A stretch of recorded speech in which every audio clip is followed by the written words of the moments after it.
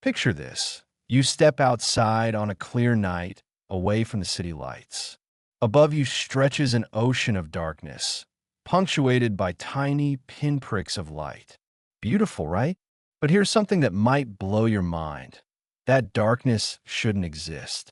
At least, not if our universe worked the way scientists thought it did for centuries. Think about it. If the universe is infinite and filled with stars, then no matter where you look, your line of sight should eventually hit a star. It's like standing in an infinite forest. Everywhere you look, you'd see a tree trunk. So why isn't our night sky blazing with the combined light of infinite stars? Why isn't it as bright as the surface of the sun? This question has a name, Olbers Paradox.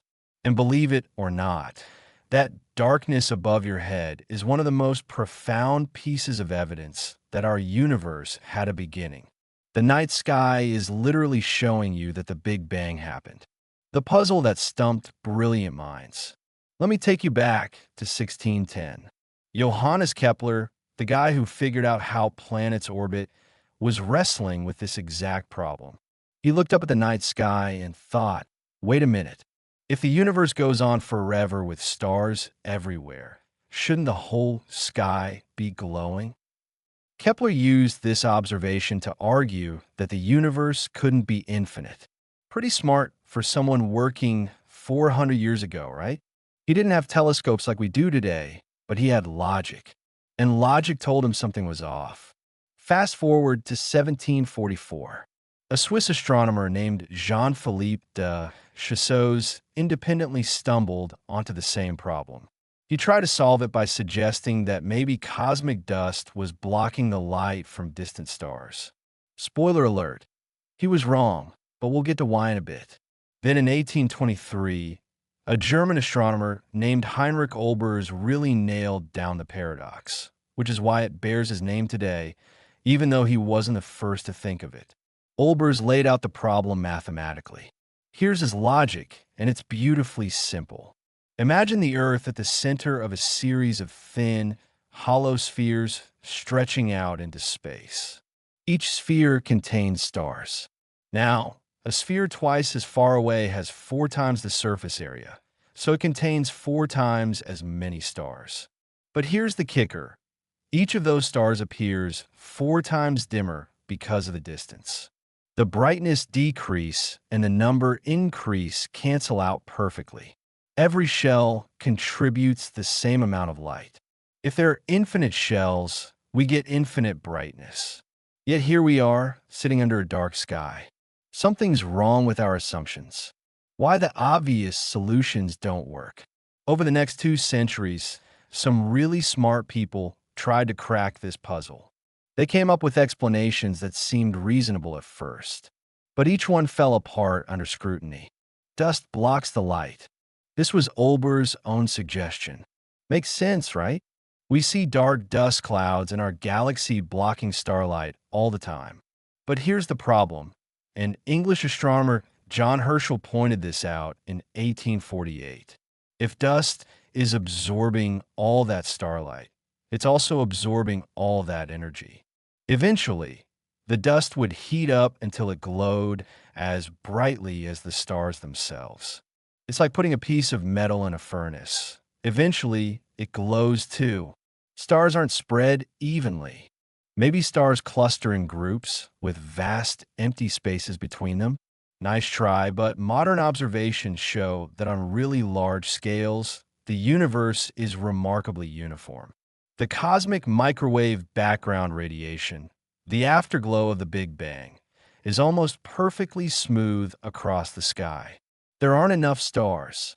Could be, but even with just the 100 billion galaxies we can see, each containing hundreds of billions of stars, we should still have a much brighter night sky than we do.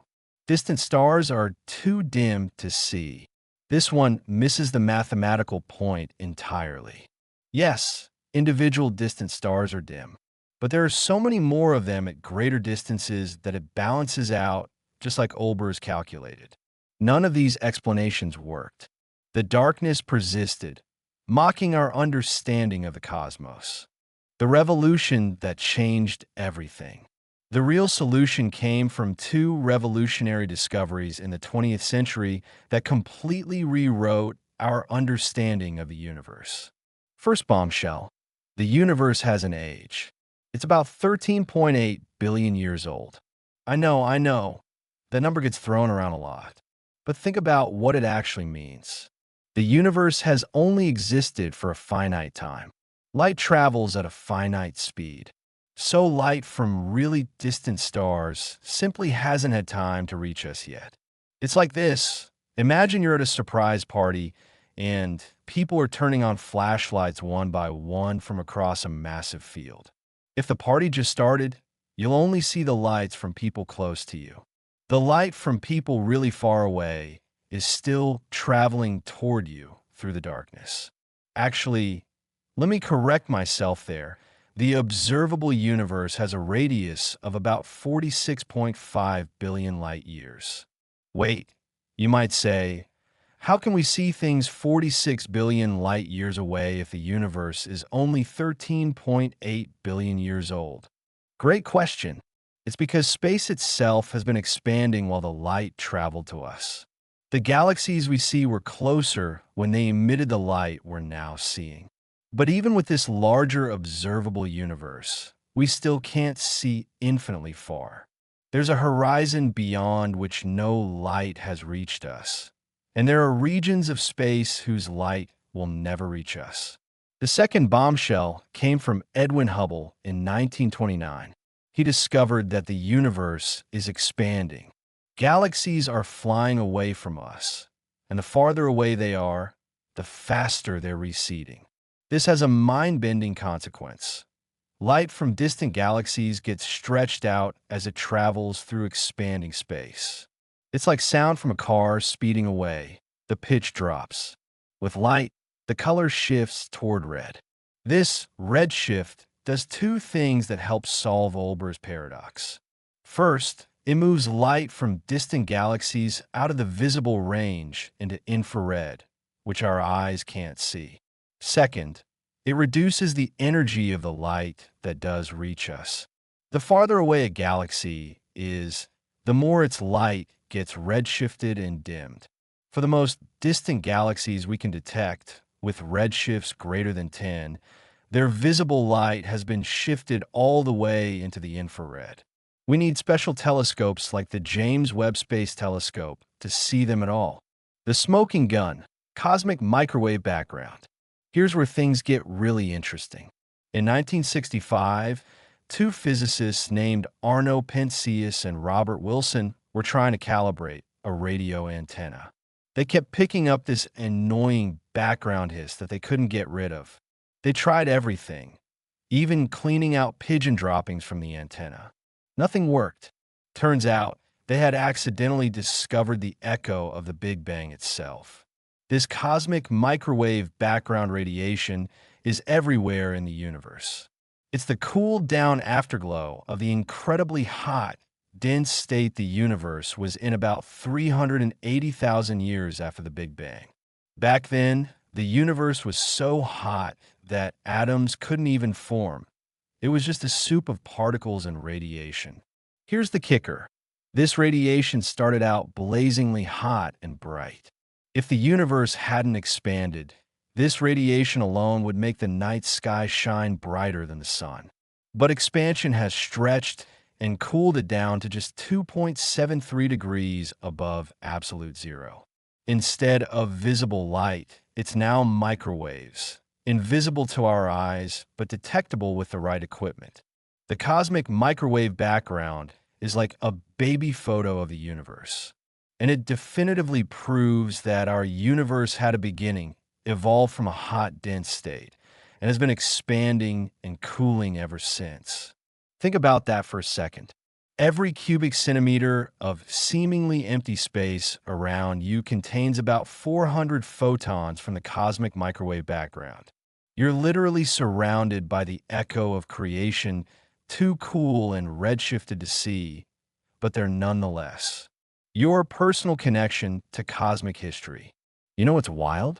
You can actually see evidence of this cosmic evolution with your own eyes.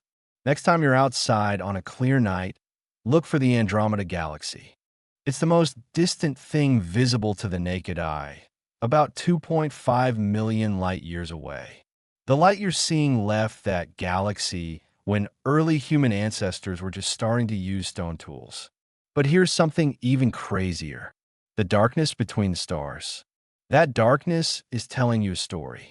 It's evidence that the universe isn't infinite and eternal. It's proof that space is expanding. It's a window into the fact that everything, all the matter, energy, space, and even time itself began in a single moment 13.8 billion years ago. The dark night sky is literally evidence you could see with your own eyes that the Big Bang happened. We're not done yet, though. The story gets even stranger when we dive into what's really out there in the darkness. So we've established that the night sky is dark because the universe has an age and it's expanding. But here's where things get weird, really weird. It turns out that everything we can see, all the stars and galaxies, all the atoms that make up you and me and the Earth, represents only 5% of the universe. Yeah, you read that right. 95% of the universe is invisible stuff we call dark matter and dark energy. And these mysterious components play a huge role in why the night sky looks the way it does.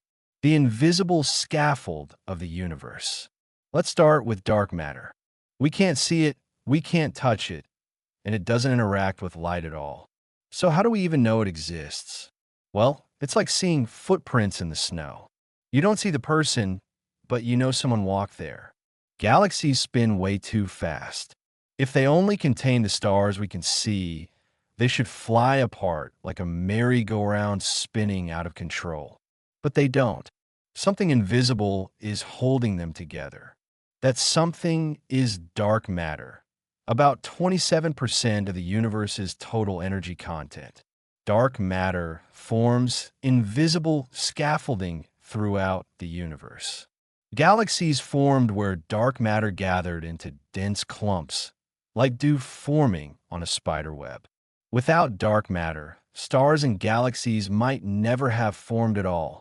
The night sky would be dark for a completely different reason. There would be nothing to shine. But actually, I should clarify something. Dark matter itself doesn't affect the brightness of the night sky directly, since it doesn't emit or absorb light, but determined where regular matter could gather and form stars. It's like an invisible choreographer directing the cosmic dance of visible matter, the force that's tearing everything apart. Now, dark energy, that's where things get seriously strange. In 1998, astronomers were studying distant supernovae, expecting to measure how much the universe's expansion was slowing down. Because gravity pulls everything together, right? The expansion that started with the Big Bang should be slowing. Instead, they discovered the expansion is speeding up. It's like throwing a ball in the air and watching it accelerate away instead of falling back down. Something is pushing the universe apart, and we call that something dark energy. It makes up about 68% of the universe. Here's what this means for our night sky. Galaxies are not just moving away from us, they're accelerating away. In the far future, we're talking tens of billions of years. Most galaxies will have accelerated beyond our cosmic horizon. Their light will literally never reach us. Imagine standing on a shore, watching ships sail away. But instead of just disappearing over the horizon, they accelerate faster and faster until even their light can't make it back to you. That's what's happening to galaxies right now. The night sky is getting darker, slowly but inevitably. Actually, wait. Let me paint you an even trippier picture. The expansion of space means that right now, there are galaxies moving away from us faster than the speed of light. Hold up, you might say. Nothing can go faster than light. And you're right, nothing can move through space faster than light. But space itself can expand at any rate it wants. These galaxies aren't breaking the speed limit. The road itself is stretching. When the universe was young and bright. Let's rewind the cosmic clock. If the universe is expanding now, it must have been smaller and denser in the past. And boy, was it ever. In the first few 100,000 years after the Big Bang, the universe was so hot and dense that it glowed. Everywhere. It was like being inside a star. The entire universe was filled with a brilliant fog of light. If you could somehow survive there, you couldn't. You wouldn't see stars or galaxies, just blinding light in every direction. Then, about 380,000 years after the Big Bang, something amazing happened. The universe cooled enough for electrons to stick to atomic nuclei, forming the first atoms. Suddenly, light could travel freely through space. The fog cleared. This moment, called recombination, was when the universe became transparent. The light from that moment is still around us. It's the cosmic microwave background I mentioned earlier. But here's the mind-blowing part. There are more photons from the cosmic microwave background than all other photons in the universe combined. By a factor of about 400. We're swimming in ancient light, but it's been redshifted so much we can't see it. The Hubble tension, when measurements don't agree. Here's something that's keeping cosmologists up at night, pun intended. We have two ways to measure how fast the universe is expanding, and they don't agree. Method 1. Look at the cosmic microwave background and use it to calculate the expansion rate.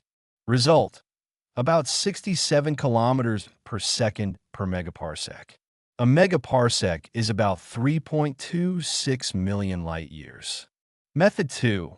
Look at nearby galaxies and measure their distances and speeds directly.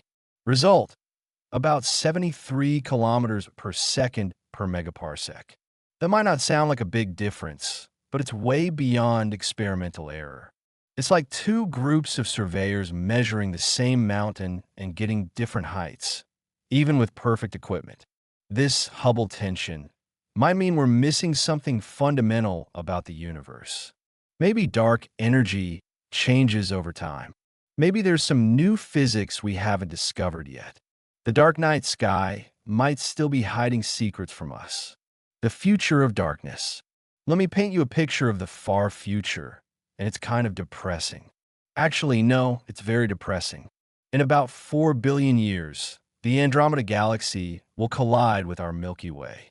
Don't worry, space is so empty that stars will mostly just pass by each other. But the night sky will look spectacular for a while, filled with brilliant star formation as gas clouds collide. But zoom out further. In 100 billion years, the cosmic microwave background will have cooled to about 0.3 degrees above absolute zero, making it essentially undetectable. Future astronomers won't be able to find evidence of the Big Bang. In a trillion years, star formation will have mostly ended. The universe will be filled with cooling white dwarfs, slowly evaporating black holes, and not much else. The night sky will be truly, profoundly dark. Eventually, and we're talking time frames that make the current age of the universe look like our eye blink, even black holes will evaporate through Hawking radiation. The universe will be nothing but elementary particles spread impossibly thin through an impossibly vast emptiness. But here's a thought that keeps me up at night. There's that pun again. Future civilizations living in that era won't know about the Big Bang. They won't see other galaxies. They won't detect the cosmic microwave background. The evidence for the universe's history will have literally disappeared beyond the cosmic horizon. They'll look up at their truly dark sky and maybe conclude the universe is static and eternal, exactly what astronomers thought before we discovered expansion. They'll be wrong, but they'll have no way to know it. We live in a special time. We can still see the evidence of our cosmic origins. The darkness of our night sky tells us a story, but it's a story that won't always be readable. What you're really seeing, next time you look at the night sky, here's what you're actually seeing. Those stars? Most are within a few thousand light years. You're seeing them as they were when humans were building pyramids or writing the first alphabets. That faint, fuzzy band of the Milky Way, you're looking edge-on through our galaxy's disk, seeing light from stars tens of thousands of light years away. Light that left them when Neanderthals walked the Earth. Can't see many stars because of light pollution? That's actually a perfect metaphor. Just as city lights hide the stars from view, the finite age of the universe and cosmic expansion hide most of the universe from us. We're surrounded by cosmic light pollution, the redshifted, invisible glow of distant galaxies we'll never see. The spaces between stars aren't empty. They're filled with dark matter we can't see, dark energy we don't understand, and ancient light too redshifted to detect. The darkness is an illusion created by our limited perception. But wait, there's more to this story. We haven't talked about what happened in the first fraction of a second after the Big Bang, when the universe underwent a period of insane expansion that makes everything else look slow. Okay, so we need to talk about the first fraction of a second after the Big Bang.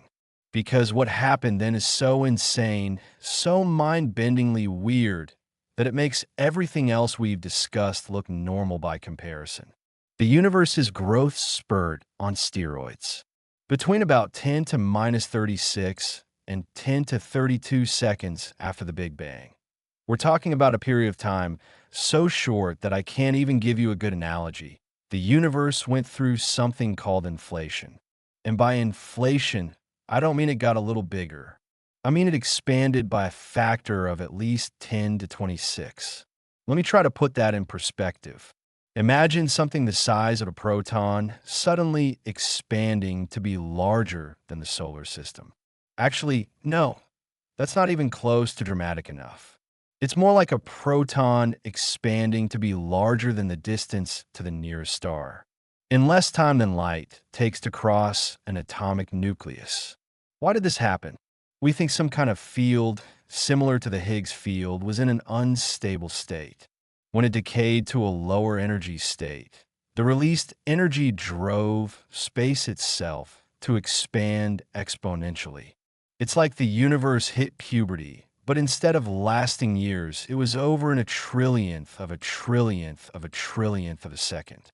This inflation theory sounds crazy, but it solves huge problems. Like, why is the universe so uniform? Why does the cosmic microwave background have almost exactly the same temperature everywhere? Without inflation, regions on opposite sides of the sky would never have been in contact. They're too far apart for light to have traveled between them, even in 13.8 billion years. Inflation says they were in contact back when the universe was unimaginably tiny. Then inflation flung them apart faster than light. Remember, space itself can do that. They're uniform because they started from the same tiny patch of space. The echo that proves it all. The cosmic microwave background isn't just uniform. It has tiny fluctuations, variations of about 100 microkelvins. These seemingly insignificant ripples are actually the seeds of everything we see today. During inflation, quantum fluctuations, the unavoidable jittering of particles and fields at the smallest scales, got stretched to cosmic size. It's like taking the random static on an old TV and blowing it up to the size of the universe. These fluctuations became slightly denser regions that eventually grew into galaxies and galaxy clusters. The Planck satellite measured these fluctuations with incredible precision. The pattern matches what inflation predicts to a ridiculous degree. We're literally seeing quantum mechanics written across the sky. Think about that. The largest structures in the universe, galaxy clusters spanning millions of light years, grew from quantum fluctuations smaller than an atom. The universe is fundamentally quantum mechanical, even on the largest scales. The elements of creation. Here's something that blows my mind every time I think about it. The universe was once so hot that atoms couldn't exist. Then it cooled down, and in the first few minutes after the Big Bang, the entire universe was basically a giant fusion reactor. Protons and neutrons smashed together, forming the first atomic nuclei. But the universe was expanding and cooling so fast that this process only lasted about 20 minutes. When it ended, the universe was about 75% hydrogen and 25% helium by mass, with tiny traces of lithium and beryllium. Every other element, the carbon in your body, the oxygen you breathe, the iron in your blood, was forged later in the cores of stars or in stellar explosions. But that primordial hydrogen and helium, that's Big Bang material, unchanged for 13.8 billion years. We can actually measure the ratio of hydrogen to helium in the oldest, most pristine gas clouds. Guess what? It matches exactly what Big Bang nucleosynthesis predicts.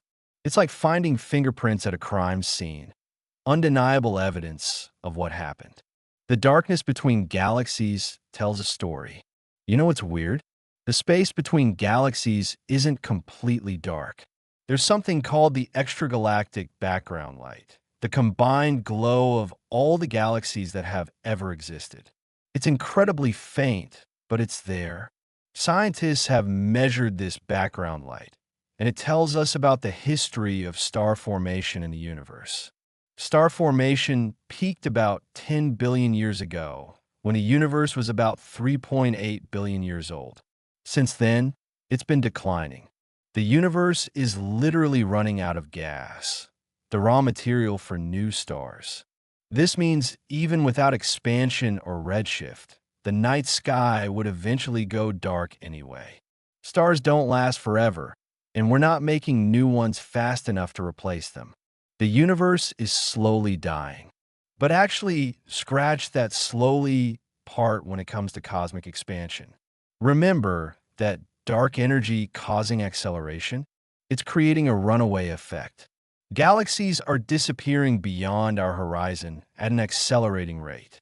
Your cosmic isolation. Here's a terrifying thought experiment. Imagine you're an astronomer living 100 billion years from now. You look up at the night sky, and what do you see? Your own galaxy merged with Andromeda by then, and nothing else. Every other galaxy has accelerated beyond the cosmic horizon. You can't detect the cosmic microwave background. It's too cold. You can't see evidence of expansion. There are no other galaxies to measure. You might logically conclude that your galaxy is the entire universe, sitting alone in an infinite static void. You'd be completely wrong, but you'd have no way to know it. The evidence for the Big Bang, for the true size and history of the universe, would be gone forever. The universe would have effectively erased its own history. We are living in a brief cosmic moment when the universe's history is still readable in the night sky. We're like detectives arriving at a crime scene just in time before the evidence disappears. The real solution to Olbers Paradox. So let's bring this all together. Why is the night sky dark? It's not one reason. It's a combination of factors, each profound in its own way. 1. The universe has a finite age. Light from sufficiently distant stars hasn't had time to reach us. There's a horizon beyond, which we simply cannot see. 2. The universe is expanding. This expansion redshifts light from distant galaxies out of the visible range and reduces its energy. The farther away something is, the more its light is degraded. 3. The expansion is accelerating. Thanks to dark energy, galaxies are disappearing beyond our horizon. The observable universe is actually shrinking in terms of what we can see. 4. Stars don't last forever. Even without expansion, the universe would eventually go dark as stars burn out and star formation slows. The dark night sky is evidence of all these things. It's a window into the finite age of the universe, the reality of cosmic expansion, the existence of dark energy, and the eventual heat death of everything. The privilege of now. You know what? We're incredibly lucky. We live at just the right time to understand the universe. A few billion years earlier, and we wouldn't have had enough heavy elements for rocky planets and complex chemistry. A few 100 billion years later, and the evidence for the universe's history will have disappeared. Right now, today, we can look up at the dark night sky and read the story of creation. We can detect the cosmic microwave background. We can see galaxies at various distances and ages. We can measure the expansion of space itself. The darkness of the night sky, which puzzled astronomers for centuries, turned out to be one of the most profound clues to understanding our cosmic origins. It forced us to realize that the universe had a beginning. It led us to discover cosmic expansion. It revealed the existence of dark energy. Every time you look up at a dark night sky, you're seeing evidence that the universe began 13.8 billion years ago in a hot, dense state. You're seeing proof that space itself is expanding. You're witnessing the universe in transition from its hot, dense youth to its cold, empty future. The ultimate darkness. Let me leave you with one final, mind-bending thought. In the very far future, we're talking 10 to 100 years or more, even black holes will have evaporated. The universe will contain nothing but elementary particles separated by distances larger than today's observable universe. The temperature will be essentially absolute zero. There will be no structures, no complexity, no way to measure the passage of time. It will be the ultimate darkness, not just the absence of light, but the absence of anything that could produce or observe light. But here's the thing. Quantum mechanics says that given enough time, and we're talking about timescales that make everything we've discussed look like nothing, random fluctuations could cause particles to come together. They could even, theoretically, randomly assemble into complex structures, into atoms, molecules, maybe even entire Boltzmann brains that briefly exist with false memories before dissolving back into the void. It's a deeply weird and unsettling idea, but it emerges naturally from our understanding of physics and the observation of our dark night sky. Your connection to the cosmos. So, the next time you're outside at night, take a moment to really look at that darkness. It's not empty. It's not nothing. It's a message from the universe about its own origin and fate. The stars you can see, you're looking back in time, seeing them as they were years, decades, or millennia ago. The darkness between them, that space expanding, light redshifting, the universe evolving from its birth to its eventual death. You're literally surrounded by the fading echo of the Big Bang. Too cool to see, but still there in every cubic centimeter of space around you. You exist at a special moment when the universe's story is still readable, when the darkness itself tells us we live in a cosmos with a beginning, a middle, and an end. The dark night sky isn't a mystery anymore. It's a revelation. It tells us the universe had a beginning. It shows us space is expanding. It proves we live in a cosmos far stranger and more wonderful than our ancestors ever imagined. And all of this entire cosmic story of birth, expansion, and eventual darkness, is written in that darkness above your head every single night. You just need to know how to read it. Olbers Paradox asked why the night sky is dark. The answer revealed the origin and fate of everything. Not bad for just looking up, huh?